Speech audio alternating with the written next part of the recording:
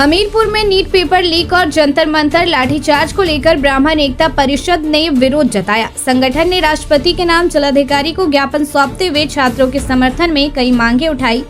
हमीरपुर में ब्राह्मण एकता परिषद ने नीट पेपर लीक और जंतर मंतर पर प्रदर्शनकारी छात्रों पर हुई पुलिस कार्रवाई के विरोध में प्रदर्शन किया। संगठन के पदाधिकारियों ने राष्ट्रपति के नाम संबोधित मांग पत्र जिलाधिकारी को सौंपा और छात्रों के मुद्दों पर तत्काल कार्रवाई की मांग की। ज्ञापन में प्रदर्शनकारी छात्र छात्राओं पर हुई पुलिस कार्रवाई की कड़ी निंदा करते हुए इसे लोकतांत्रिक अधिकारों के खिलाफ बताया गया। ब्राह्मण एकता परिषद ने केंद्रीय शिक्षा मंत्री धर्मेंद्र प्रधान के इस्तीफे की मांग भी दोहराई और कहा कि पेपर लीक जैसे मामलों की निष्पक्ष जांच कर दोषियों के खिलाफ सख्त कार्रवाई की जाए। संगठन ने सरकार से प्रदर्शनकारी छात्रों की सभी मांगों पर जल्द निर्णय लेने की अपील करते हुए कहा कि युवाओं के भविष्य के साथ किसी भी तरह का खिलवाड़ स्वीकार नहीं किया जाएगा। यह ज्ञापन जिलाध्यक्ष मातृ प्रकोष्ठ दीपा तिवारी के नेतृत्व में जिलाधिकारी को सौंपा गया, जिसमें बड़ी संख्या में संगठन के पदाधिकारी और कार्यकर्ता मौजूद रहे। अब देखना होगा कि इस ज्ञापन पर प्रशासन और केंद्र सरकार की ओर से क्या प्रतिक्रिया सामने आती है। फिलहाल छात्रों के समर्थन में उठ रही आवाजें लगातार तेज होती दिखाई दे रही है। देखिए, जो इस टाइम पे जंतर मंतर में बच्चों के साथ में जिस तरीके की अभद्रता हुई है, बेटियों के कपड़े पकड़ के फाड़े गए हैं, बच्चियों को घसीटा गया है पकड़ के, बच्चों को लाठी चार्ज करी गई है, उनकी खोपड़ी खोली गई है, हाथ पैर फ्रैक्चर हुए हैं और वहाँ पे बच्चे कोई उग्र प्रदर्शन करने नहीं गए थे।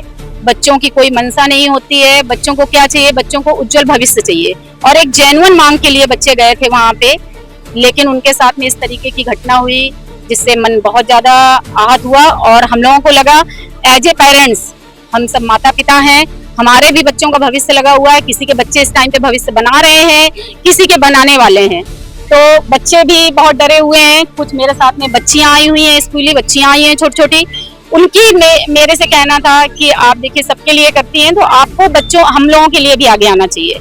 तो उसमें मैं आई हुई हूँ यहाँ पे और मैंने राष्ट्रपति महोदय के लिए यहाँ पे डीएम साहब को मैंने ज्ञापन दिया है और मेरी कोई मांगे नहीं, बस ये है कि ये शिक्षा पद्धति जिस तरीके से बार बार पेपर लीक होते हैं और बच्चों की साल भर की मेहनत व्यर्थ जाती है, बच्चे इस एज में जाके डिप्रेस्ड होते हैं और कुछ गलत कदम उठा लेते हैं जिससे उनकी जिंदगियां खत्म हो जाती हैं। नमस्कार, मेरा नाम अमन गुप्ता है, विकसित भारत यूथ पार्लियामेंट प्रतिनिधि हमीरपुर।